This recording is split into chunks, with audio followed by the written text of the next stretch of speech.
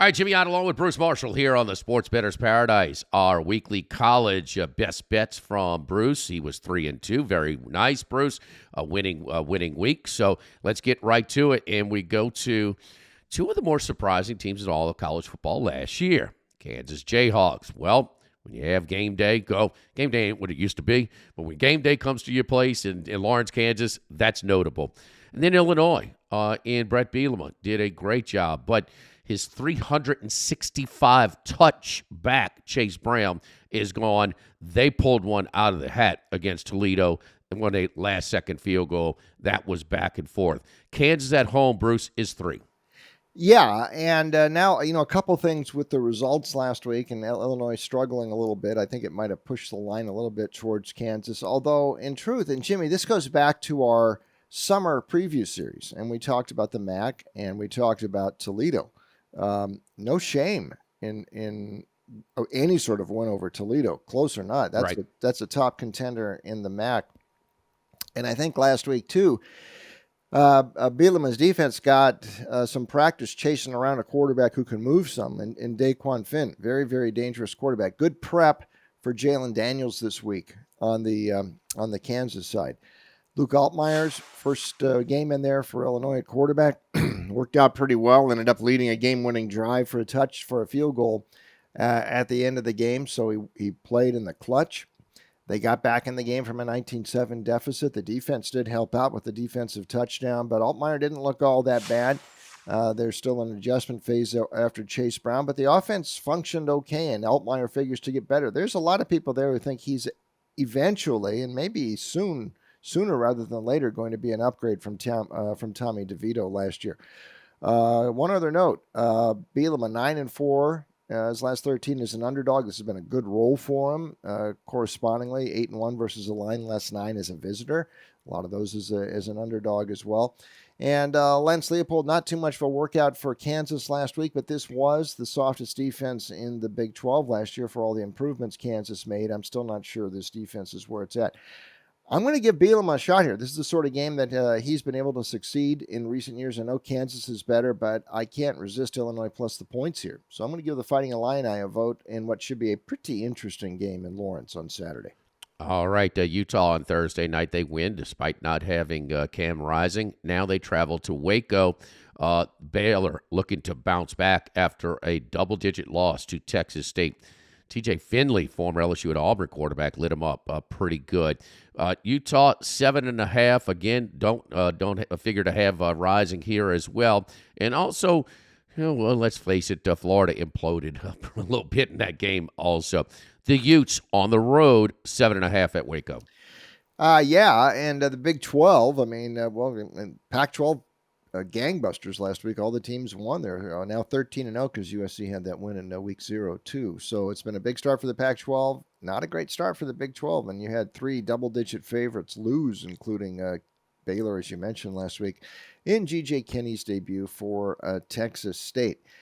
That has helped push this line a little bit towards Utah, but a couple of other developments we have to note here. One on the Utah side, Cam Rising missed the opener, the quarterback against Florida. It didn't seem to hurt the Utes all that much, but we know they are a better team with Rising. He will probably be a game-time decision, what we're hearing this week. He is back. He's full practice this week, but they have yet to name who's going to be the quarterback, and that may wait until game time. The backups, Brown and Johnson, didn't look all that bad last week, but they would rather have Rising in there. The other side, Blake Shapen, the quarterback for Baylor, he's probably going to be out a couple more weeks. Knee injury second half of that game against Texas State last week when Baylor really got caught either looking ahead or just got ambushed last week in G.G. Kinney's debut for Texas State.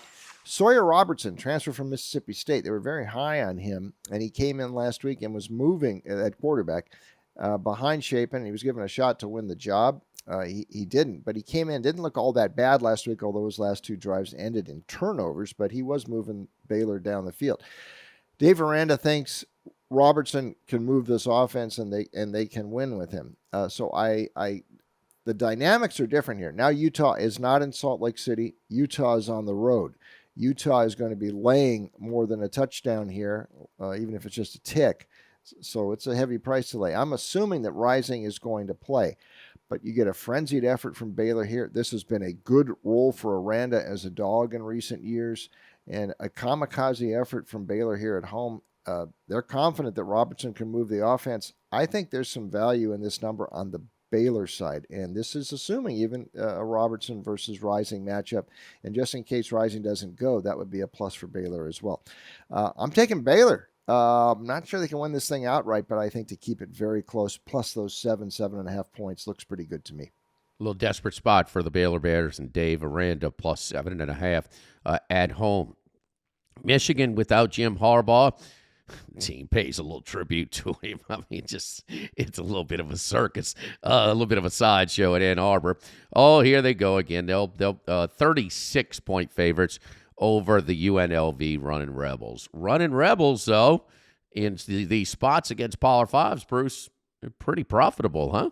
Yeah, they are, Jimmy, and that's what's got me interested here. How about this? Since Tony Sanchez era started, and then even through Marcus Arroyo, and now Barry Odom. So this will be his first chance in this role. But in their last 9 games, visiting Power 5 sides as a dog, which would mean every time, last 9, they've covered them all, including a game at Michigan a few years ago when Sanchez was still the coach. They also covered games at Ohio State. They've covered games at Notre Dame, at USC, UCLA, won Arizona State. They won a game at Vanderbilt a few years ago as a dog, Northwestern. I mean, they continue to do it no matter the regime. And this looks like it might be an interesting UNLV team. Jimmy, we talked about them last September when they got off to a quick start and everybody was healthy, including the quarterback, Doug Brumfield, who is a real electric performer. He can hurt you with his arm and his legs. And it wasn't until he started to pile up some injuries, ankle injuries, kind of, slowed his mobility last year. He started to slow down and UNLV started to slow down. That is a repeating theme at UNLV for years. The slowdown thing, it's the depth usually gets exposed, but not until, mid-October or so, and then things generally tend to unravel. Before that, they are usually pretty darn competitive. And Barry Odom is in. I think this is the best coaching hire they've made. They looked all systems go last week against Bryant. Everything looked good in the opener. A lower-level team, but no problem. 44-14 at Allegiant Stadium. Now, Michigan last week, I know it's sort of workmanlike over East Carolina, and without Harbaugh there, they seemed to lack some of the spark. And you saw that in the guys talking about Harbaugh after the game. They missed him, and they sort of let ECU hang around and breaking in a new quarterback at East Carolina. This does not figure to be a potent Pirates team. They could not cover that big price last week. I think the same scenario was here, and you're getting over 5 touchdowns with the team that's got a little bit of offense and a history here. Michigan's still without Harbaugh. It's sort of a nothing game for the Wolverines. Yeah, I'm gonna side with history here. Point spread history. I'm gonna take UNLV plus that big bomber price, Jimmy. I think they hang in within that big number Saturday at the Big House. All right. Well, we know about the you talk about the 9-for-9 UNLV versus Power 5 ATS in that little run with multiple coaches. But we also talk a lot about the Army Navy under every year. Okay. Well, Iowa State's they're challenging it. I mean, they're trying to get in that category. How about the ultimatum on little Ferentz with the 25 points per game? Interesting there. Not quite sure why you got to go public with that, but Iowa here is 4-36.5 in Ames at Iowa State. First time, though, that Kirk Ferentz is in a revenge mode against Matt Campbell. Campbell finally got the win last year in Iowa City. So McNamara, I thought he looked good. First drive, touchdown pass. Hadn't happened for them in like 40 years. So, but it's like, I don't know if he's enough to kind of carry the whole offensive improvement. He's an upgrade, no question, at quarterback, but I think there's limits on what he can do. I like this Iowa team. I like them coming in. They have a ton returning on the defense. McNamara is an upgrade in offense. Just, they didn't get 300 yards again against Utah State. They're going to face some tougher defenses down the road. But, Bruce, no surprise here. You're looking at the total. Yeah, and under until proven otherwise. It's those numbers you mentioned, Jimmy, 4 straight in this series, 9 of 10 under, so it's gone back. All that has been with Ferentz. And we talked about the Brian Ferentz, the contract stipulation. Well, I guess they're just a tick under it, got 24 last week. The thing is, I mean, last year they were trying to score points last year too. I mean, it just so happened they ended up scoring 17 points per game. Now they do slow the game down some when they have the lead. They lean on that defense. There's another stipulation in that contract that Iowa has to win at least 7 games this year. And part of that, though, is the way they do it. They rely on their defense. And again, showed up pretty good last week against Utah State in the opener, and another under for Iowa in that one. Now, Iowa State, what's going on there? All this, the gambling scandal and all that. Several players missing, including Hunter Deckers. He's away from the team. He's their quarterback. They went with 2 new-look quarterbacks last week, and they kept it very vanilla against Northern Iowa. The defense chipped in with a touchdown, but Iowa State still gained only 250 yards of offense against Northern Iowa last week. Now, Northern Iowa's quarterback, though, was a top quarterback in his league in the Missouri Valley in FCS, and the John Heacock defense really shut him down. We know these guys play defense. This was a top 20 defense last year. Iowa was a top 5 defense last year. We've got this series history. I wonder, Phil Parker on the Iowa side, John Heacock on the Iowa State side, I wonder if they are auditioning for Trump's Secretary of Defense, because Trump is going to be at the game, by the way, on Saturday. So how about that? I think it's going to be an under. I think Iowa probably wins, and you're right. Kirk Ferentz had never lost to Matt Campbell before until last year. 10-7, by the way, way under last year. So Iowa probably wins this game, and I think covers that number, but I like the total more. I doubt they get over 30 here. So it's an under for me, once again, in the Cy-Hawk, and this year at Ames. I'm with you on that one, Bruce. Yeah, I mean that is a low number. And listen, it's you want to kill Iowa, but be careful what you ask for. I mean, for instance, like Seth Luttrell down at North Texas. North Texas goes to 6 out of 7 bowl games, man. I mean, put a statue up. No, they fire him because we want to see more. We want to see the air raid, the incarnate word. Well, you gave up 700 yards offense to Cal. Okay, in the process. So you compromise there. Iowa, I mean, a neighboring state, are less resources than Nebraska. They're outperforming them every single year, and it's not even close. So, I mean, be careful what you ask for. They're in their spot. They're limited for them to win 8 or 9 games a year. I mean, this is the best approach that gives them the best chance to do so. Pick on them a little bit with the lack of offense. They're a huddle team. They're a defensive team, and hey, Ferentz may have been overpaid at one time, but he's a consistent winner. Now, the nepotism, hey, man, step it up a little bit. This one shouldn't count, though, Bruce. He's not scoring 25 against Iowa State. I don't think there's much of a chance in that one. Let's get to the big one, talking about resources. Well, these 2 schools have a few resources. Alabama and Texas. How about Coach Sark, huh? Man, Bruce, what a job he did when he had Tua, Devontae Smith, Jalen Waddle, Isaiah Ruggs. I mean, Najee Harris. I mean, wow, man, I can coach that offense, Bruce.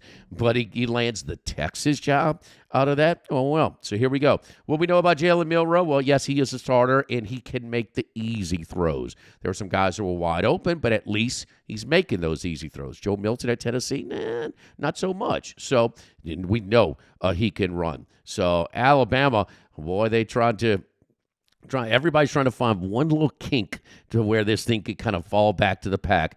But Nick Saban is still Nick Saban. 7.5, 54.5 against Texas.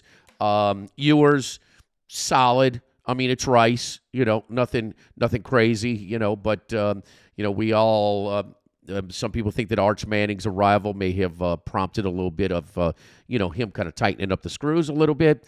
So kind of okay in his first start against Rice. Bama 7.5, 54.5, Bruce. Yeah, and Bama comes in here off of the big win over Middle Tennessee last week, and this becomes a conference game next year if they start whenever they start playing each other in the SEC. History here, back to that Orange Bowl game, 1965, January 1st, the first primetime college football game on TV, the Orange Bowl that night on NBC, and a great game. Joe Namath stopped on the goal line and a quarterback sneak late in the game. Texas holds on to win, one of the great games in college history. I don't think this is going to be one of the great games in college history, though it was a good one last year when they met in Austin. And that surprised us a bit that Texas was hanging there and actually in the lead most of that game until very late. That field goal drive by Bryce Young right at the end gave Alabama the 1-point win. Here in Tuscaloosa, though, a little bit different. And you're right, Sark, I mean, he had some weapons there, and there are still a lot, when he was at Bama working for Coach Saban, there's still a lot of Texas people who are not sure that was the right move, moving Tom Herman out a few years ago. Sark is only 14-12 straight up at Texas. His highlight, aside from that Oklahoma game, I guess, when the Sooners had no quarterbacks last year, was probably at Texas, has probably been that close loss to Alabama last year. Milroe looked okay last week, and I think it's impressed upon him. You don't have to be Bryce Young. You don't have to be Tua. You don't have to be Mac Jones. You don't have to be Jalen Hurts. Just be Jalen Milroe. And him, it means, broken plays turn into dangerous plays because he is such a good runner. He's like a track sprinter. He is the fastest quarterback they've had there. They've had some guys who could move. He's the fastest. His passing, coming around, didn't look too bad. He hit a deep ball, looked pretty good last week. So, Saban thinks he can win with him, and the defense looked fine last week. Remember, Quinn Ewers the other way got hurt in that game last year. Hudson Card came in and kept Texas close.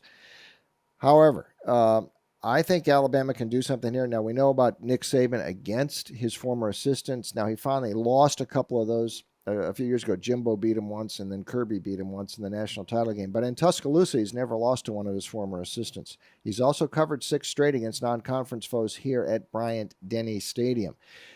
And Texas, they don't have Bijan Robinson this year, and like I always say, you can replace a big-time running back, but a great running back, not quite as easy. And I think they're going to have a little bit more trouble than they did last year in this game. And I look for Alabama to stretch that margin at home. I'm going to lay the points with Bama. Jimmy, I think Milroe's going to be just fine. And Nick Saban against one of his former aides, that's usually a pretty good wagering proposition.